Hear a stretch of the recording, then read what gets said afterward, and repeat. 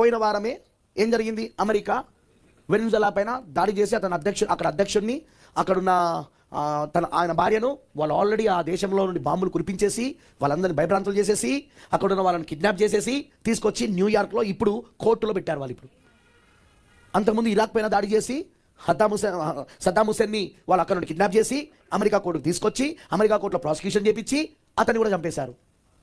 వింటున్నారా? అంతకుముందు పనామా, ఇవన్నీ మీకు తెలియదు అనుకుంటా, ఇవన్నీ కరేబియన్ కంట్రీస్, ఇవన్నీ Latin America countries, Latin America countries ఇవన్నీ ఇప్పుడు చేస్తున్నాయి. ఎందుకు? ఈ ధనిక దేశాలు ఏం చేస్తాయంటే చిన్న దేశాలు పేద దేశాలను పరిపాలించడానికి చూస్తాయి. బ్రదర్ ఇవన్నీ ఎందుకు బ్రదర్?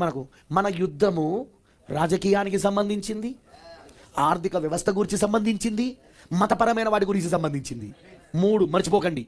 ప్రపంచ రాజకీయం, హల్లెలూయా, ప్రపంచ ఆర్థిక వ్యవస్థ, ప్రపంచ వ్యాప్తంగా ఉన్న మతం. అమనడారా? 3 గుర్రాలు, 3.